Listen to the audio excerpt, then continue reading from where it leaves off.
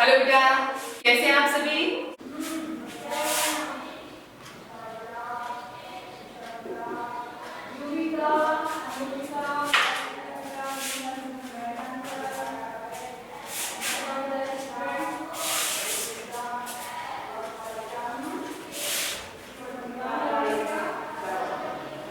Connection है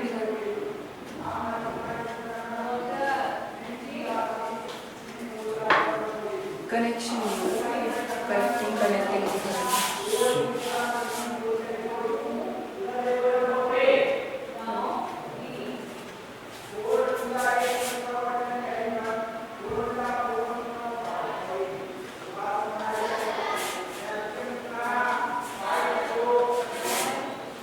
देखिए बेटा, आपकी जो इंग्लिश बुक है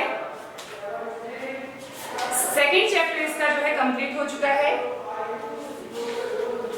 और हम पढ़ने वाले हैं थर्ड नहीं है चैप्टर, लेकिन चैप्टर के बाद में पोएम दी हुई है, तो इस पोएम को हम पढ़ने वाले हैं the kite. The kite page number 27 पर पोएम दी हुई है काइट। देखिए, ऑल ऑफ अस रेडी है सभी बच्चे? अच्छा, होमवर्क दिखा रहे हैं, चलिए दिखा दीजिए फटाफट से होमवर्क। वेरी गुड प्रियांशु, बाकी सभी बच्चे भी दिखाइए। अनुष्का वेरी गुड,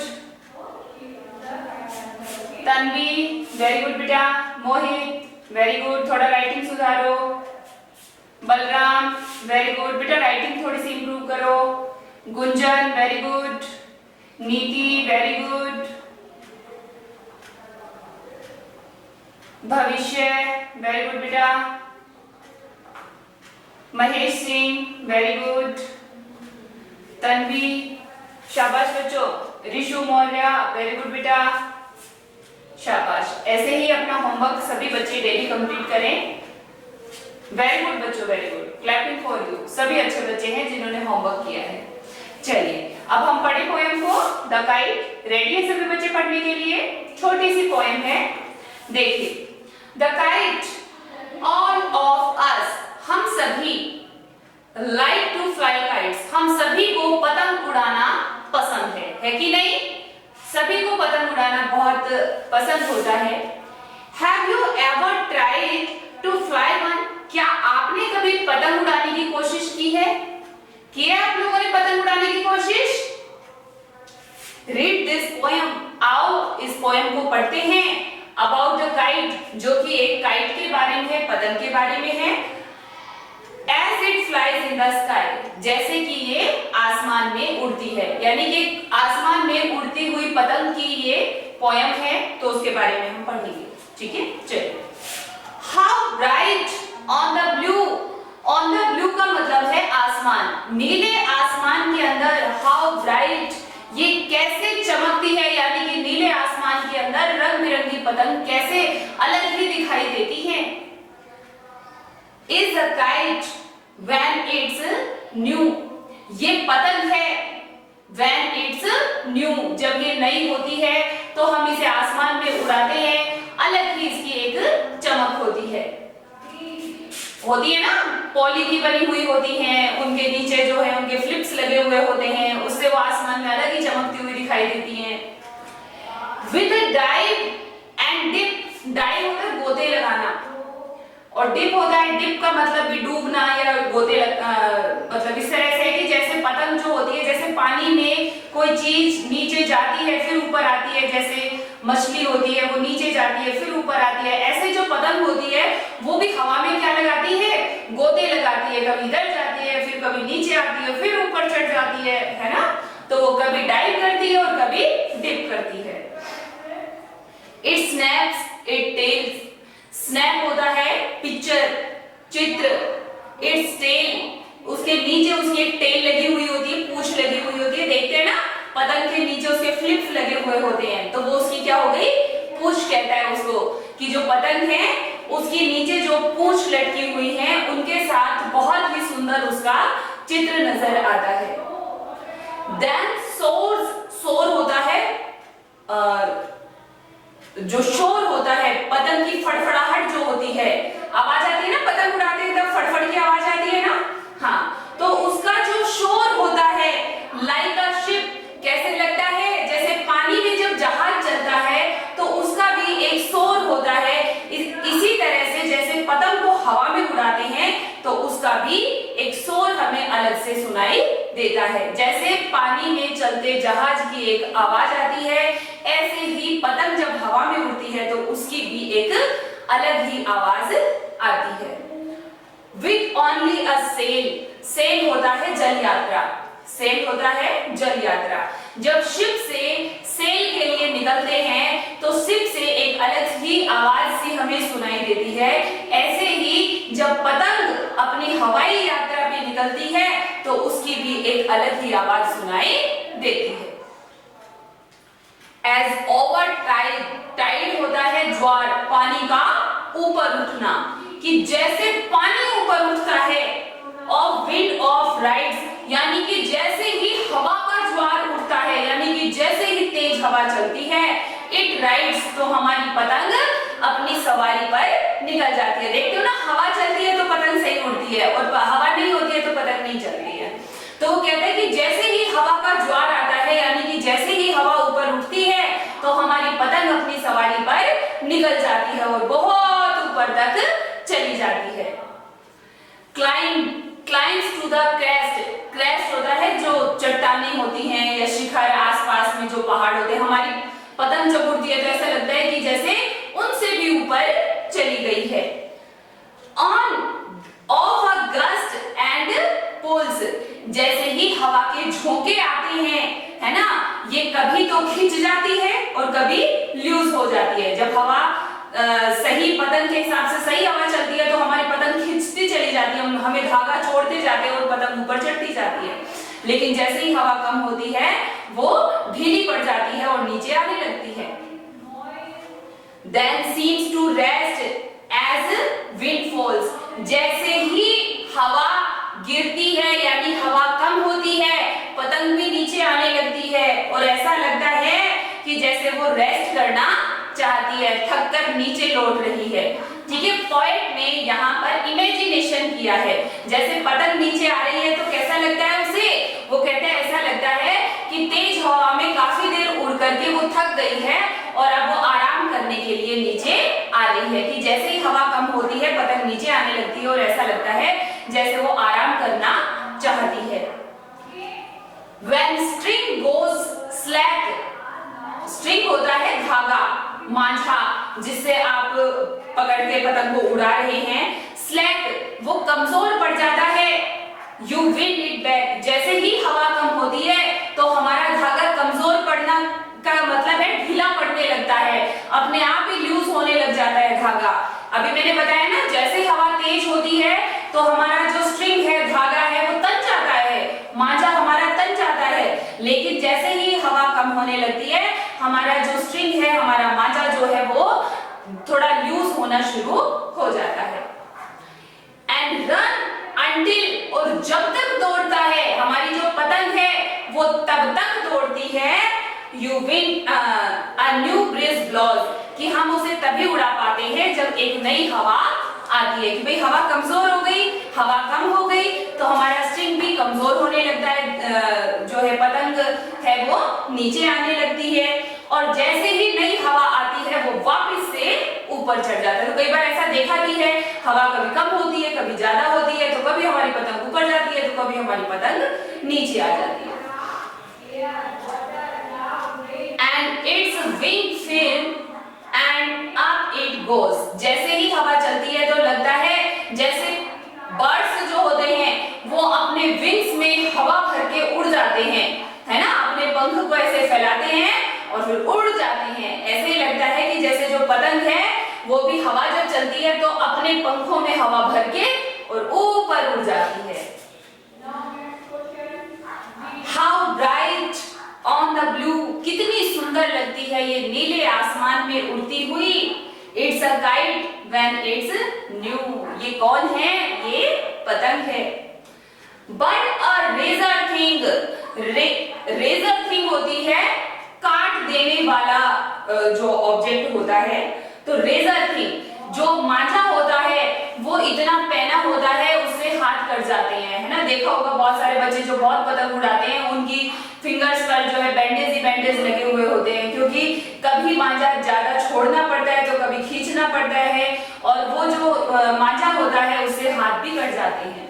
और कई बार पतंग हम जब उड़ाते हैं, है ना, तो क्या होता है कि जैसे हमारी पतंग कट गई है तो हमारा मांझा जो होता है वो वहीं से छूट जाता है, और क्या होता है, तो मांझा जब हमारे पास में नहीं आ पाता है तो मांझे रोड पर पेड़ों में लटक जाते हैं, और बहुत बार ऐसा होता है कि रास्ते में चलते लोगों पर या फिर जो बर्ड्स है आसमान के वो भी कट जाते हैं, है ना। तो एक ये कटीला होता है वो धागा, पैना होता है वो धागा, यू नेवर विल सी, जिसे आपने तो देखा भी नहीं होगा, when it flaps on a string, जब अपने स्ट्रिंग पर जो पतंग होती है वो फ्लैप फ्लैप करती है, यानी कि उसकी जो फ्लिप्स होती हैं, जो फ्लिप होती है ना, फ्लैप जो नीचे जो ऐसे लटकी हुई होती है, 2-3 ऐसे पट्टियां सी बना के लटकाए करते हैं। सो जैसे ही हम धागे को खींचते हैं, स्ट्रिंग को खींचते हैं, तो वो नीचे वाली जो फ्लैप्स हैं वो फ्लैप फ्लैप ऐसे करती है जैसे कोई पंखों में हवा भर रही है, in the top of a tree, और फिर कहां पहुंच जाती है, पेड़ों से भी ऊपर पहुंच जाती है। उड़ती उड़ती कहां पहुंच जाती है, पेड़ों से भी ऊपर पहुंच जाती है। ठीक है बच्चों, तो ये आपकी पोएम है, समझ में आ गया बच्चों? Tell me one time, have you understood or do you want to read it again? दोबारा पढ़ोगे? समझ में आ गया? सभी को समझ आ गया? Very very good. चलो बच्चों, बहुत अच्छी बात है, सभी बच्चे ध्यान लगा करके पढ़ रहे हैं। और बेटा इसके जो पोएम के जो राइटर हैं वो है Harry Behn. Harry Behn. Rohit, what are you saying बेटा? Do you want to study again or not? For which thing you are saying no? समझ में नहीं आया या फिर दोबारा पढ़ना नहीं है? क्या बोला है रोहित? चलिए, तो सभी को समझ में आ गई है पोयम। तो अब हम इसकी छोटी सी एक्सरसाइज दी हुई है नेक्स्ट पेज पर ही, इस छोटी सी एक्सरसाइज को और सॉल्व कर लेते हैं। ठीक है Anjali, for what you are saying no? मेरे को पूरा आंसर किया करो, ऐसे समझ नहीं आता है किस चीज के लिए नो बोल रहे हो। दोबारा नहीं पढ़ना इसलिए नो बोल रहे हो? स्टडी अगेन, ठीक है। दोबारा पढ़ना चाहते हैं तो दोबारा पढ़ा दूंगी, ठीक है। देखिए, एक काइट है, पतंग है, नॉट स्टडी, कोई बात नहीं बेटा, आपको नहीं पढ़ना है। एक बच्चे को समझ नहीं आया तो थोड़ा सा फिर से दोबारा से बता देती हूँ। एक पोएट है जो काइट के बारे में लिख रहा है, ठीक है, और इतने इंटरेस्टिंग तरीके से लिख रहा है कि आपको बिल्कुल समझ में आ जाना चाहिए कि वो क्या कहना चाहता है। देखिए, how bright on the blue. On the blue का मतलब है आसमान को हम कैसा, नीला आसमान दिखाई देता है। कैसा दिखाई देता है? नीला आसमान। तो जो नीला आसमान है, हाँ दोबारा बता रही हूं, जो नीला आसमान है उसमें पतंग उड़ती हुई, it's a kite when it's new, कैसी दिखाई देती है? नई पतंग बहुत ही सुंदर दिखाई देती है जब वो नीले आसमान के अंदर उड़ती है। With a dive and dip, dive होता है गोते लगाना, डिप होता है डूब जाना। ऐसा लगता है कि जो पतंग है वो आसमान में जाने के बाद हवा में डूब रही है, गोते लगा रही है, नीचे आती है फिर ऊपर जाती है, नीचे आती है फिर ऊपर जाती है।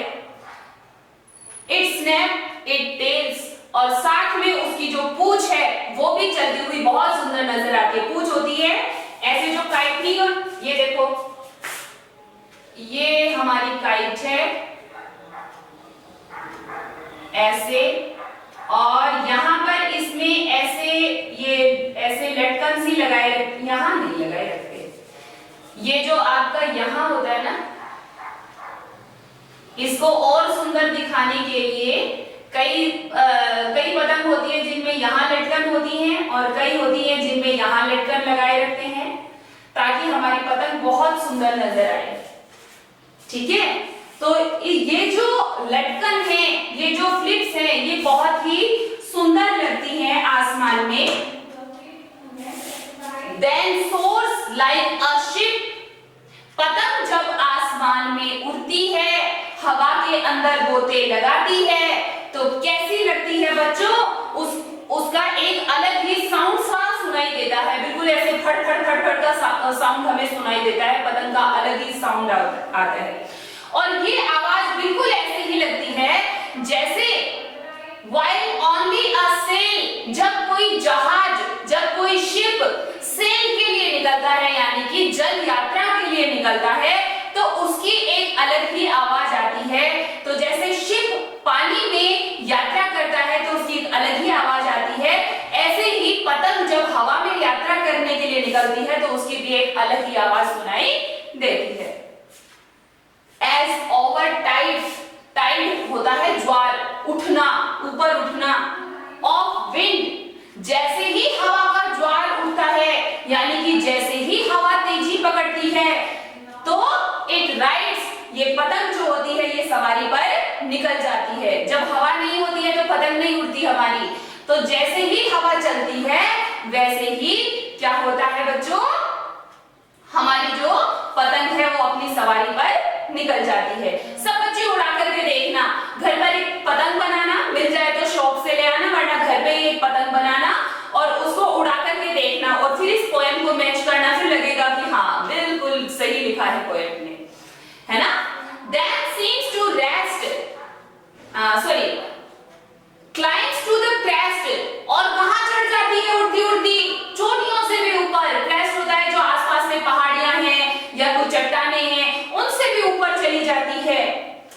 Of a gust and pulls, gust होता है झोंका, जैसे ही झोंका आता है हवा का, and pulls ये खींच जाती है, जैसे ही हवा का झोंका आता है ये और ऊपर चढ़ती है और खींचने लगती है। Then seems to rest as wind falls, लेकिन जैसे ही हवा गिरती है यानी हवा कम होती है तो ये भी नीचे आने लग जाती है और ऐसा लगता है जैसे अब ये आराम करना चाहती है। When string goes slack, जब हवा कम होती है तो जो स्ट्रिंग होता है, जो मांझा होता है, goes slack, slack का मतलब होता है कमजोर पड़ना, निर्बल हो जाना, तो धागा भी जो है ढीला होने लग जाता है। You wind it back, wind it back का मतलब है यानी कि जब हवा वापस लौटती है, यानी जब हवा कम हो जाती है तो धागा भी ढीला पड़ने लग जाता है। And run, और वो वापस तभी दौड़ती है जब a new breeze blows, breeze हवा, blows में बहना, जब नई हवा बहती है, यानी कि एक बार हवा कम हुई और वो वापस पतंग तभी दौड़ेगी जब हवा तेज होगी। And its wing fill and up it goes, और जैसे ही नई हवा आती है यानी कि दोबारा से हवा का झोंका आता है तो ऐसा लगता है कि दोबारा से जो पतंग है उसने अपने पंखों में हवा भरी और वो फिर से उड़ पड़ी। How bright on the blue it's a kite when it's new, नीले आसमान में नई पतंग कितनी सुंदर लगती है।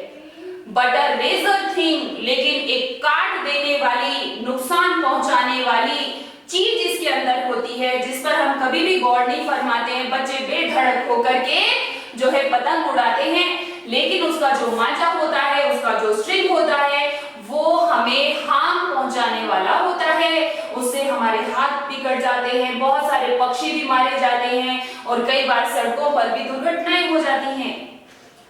When it flaps on a string, जो ये जो फ्लैप्स हैं ये धागे के ऊपर इतराते हुए हिलते हैं और कहां पहुंच जाते हैं?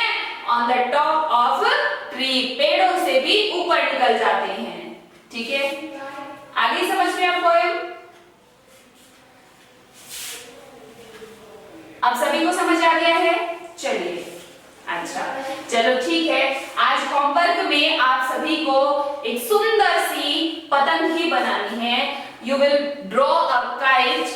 आपको सबको अपनी अपनी जो आपकी पसंद की जो काइट है वो आपको बनानी है। ठीक है बच्चों? ओके, चलिए अब इसकी जो छोटी सी एक्सरसाइज है हम इसे सॉल्व कर लेते हैं। इसमें लर्न करने लायक कुछ खास है नहीं, है ना? तो जो भी दिया गया है उसे हम सॉल्व कर लेते हैं। देख लीजिए, list out the action words in the poem. ये जो पोएम है इसमें से एक्शन वर्ड्स यानी कि जिनको हम कहते हैं वर्ब, एक्शन वर्ड्स को ढूंढना है और यहाँ पर लिखना है। जैसे यहाँ पर कुछ एक्शन वर्ड लिखे हुए हैं, डाइव है, डिप है, स्नैप है। इसी तरह से हमें और भी इसके अंदर से वर्ब जो है सर्च आउट करनी है। तो और वर्ब देख लेते हैं इसमें कौन सी आई है। देखो एक तो ब्राइट है, नहीं ब्राइट नहीं लिखेंगे क्योंकि ब्राइट तो चमकीला होता है। स्नैप्स हो गया इसमें, स्नैप्स कर दिया। आगे देखो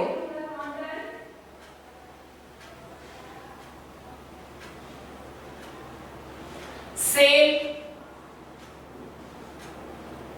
राइड, क्लाइंब, पुल, सीम, फॉल, गो, रन,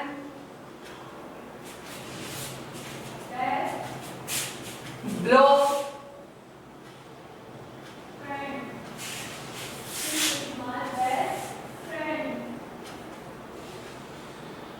सी,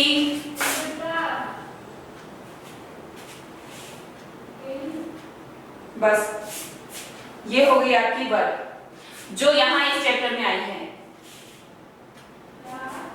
हाँ बिल्कुल बना सकते हो बेटा, ड्राइंग बुक में बना लेना है। वैसे आप अपनी फेयर नोटबुक में बनाए तो ज्यादा बेहतर होगा, दोनों में बना लेना, फेयर नोटबुक में तो बनानी ही है। ठीक है, ये कुछ वर्ब हैं जो यहाँ पर आई हैं। आपके क्वेश्चन में यही पूछा गया है, तो जिन बच्चों के पास बुक है वो बच्चे बुक में जो है नोट कर लेंगे पेंसिल से। ठीक है,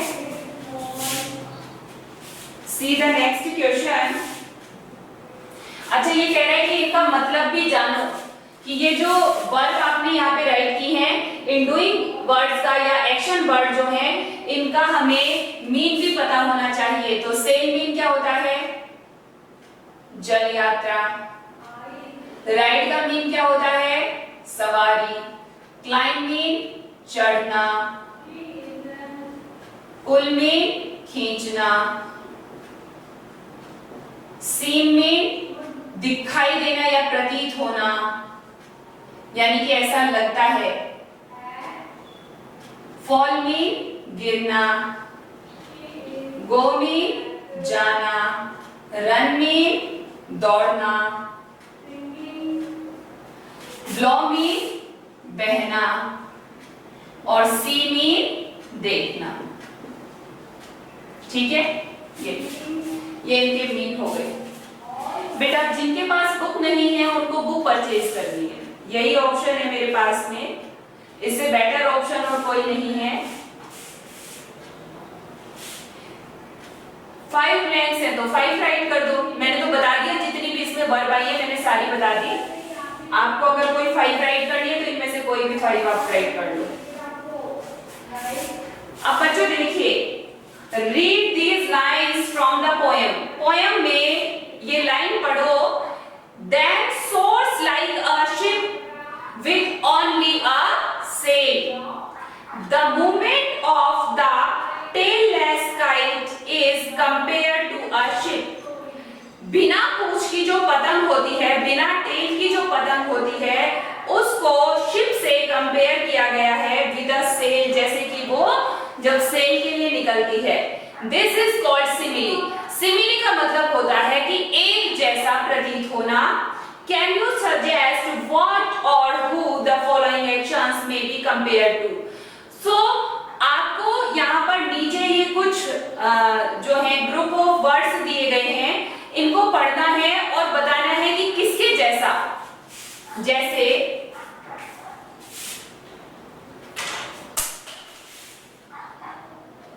he runs like, वो दौड़ता है किसकी तरह? किसी की तरह लिख सकते हो। अगर ज्यादा तेज दौड़ता है तो आप उसको टाइगर की तरह लिख सकते हो। अगर वो बहुत धीरे दौड़ता है तो तो आप उसको टॉर्टोइज कर सकते हो। सो ही रन्स, वो दौड़ता है like a tiger. He eats like, सोचो वो किसकी तरह खाता है? शी सिंग्स, वो गाती है लाइक किसकी तरह? इट शाइन्स, वो चमकता है किसकी तरह? इट फ्लाइज, वो उड़ता है, वो उड़ती है लाइक किसकी तरह? तो सोचो, बताओ, खाता है किसकी तरह?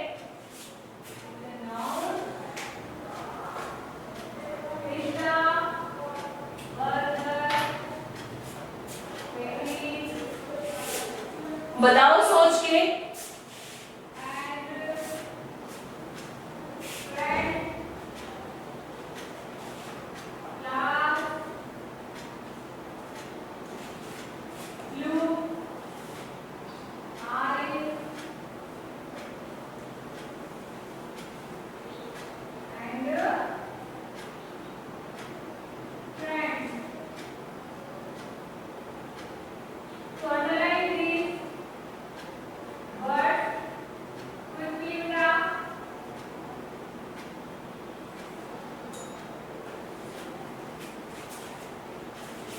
एनिमल की तरह खाता है किसी की भी तरह कर सकते हैं।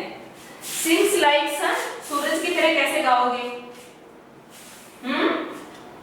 ही ईट्स लाइक, किसकी तरह खाता है? किसी की भी तरह कर सकते हो, है ना? किसकी तरह खाता है? जैसे यहाँ पे दौड़ता कैसे है? चीता की तरह दौड़ता है, बहुत तेज दौड़ता है ना?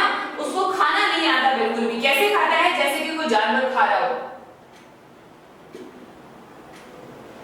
She sings like, वो कैसे गाती है? जैसे कि कोई सिंगर का नेम कर सकते हो, like Lata Mangeshkar.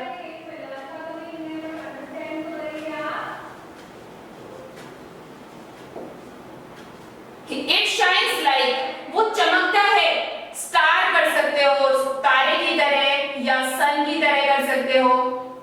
It flies like, वो कैसे उड़ता है? जैसे कि कोई बर्ड हो, ठीक है? ये लीजिए बच्चों, आपका ये चैप्टर कंप्लीट हो गया है। और अब आप बच्चों को क्या करना है? अगर पेपर से काइट बनाना चाहो, मैंने बोला ना उड़ा करके देखना पतंग, अगर पेपर से काइट, पेपर से बना सकते हो, न्यूज़पेपर से काइट बना सकते हो, बड़ी कोई पॉली हो तो उससे काइट बना सकते हो, ठीक है? तो काइट बनाना, उसको उड़ा करके देखना और देखना कि पोएम से कितनी मैच होती है। और साथ में क्या करना? अपनी नोटबुक के अंदर सुंदर सी काइट ड्रॉ करना, ठीक है?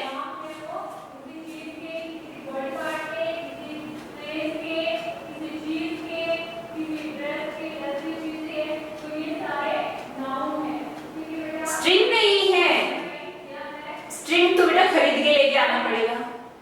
धागा वैसे ले लेना, घर में धागे पड़े होते हैं ना, वो ले लेना, उनसे उड़ा लेना। क्योंकि ये पोएम समझ में ज्यादा तभी आएगी जब आप एक पतंग बना करके और उसको उड़ा करके देखोगे, तो इसमें सारी बातें आपको ट्रू नजर आएंगी कि हाँ ऐसा ही होता है, ठीक है बच्चों? सो आज हमारी पोएम कंप्लीट हो गई है। इसके जो 2 एक्सरसाइज वो मैंने आपको सॉल्व करवा दी है, होमवर्क मैंने आपको बता दिया है। तो मिलेंगे कल की नेक्स्ट क्लास में। आज के लिए इतना ही। So thank you, bye, have a nice day.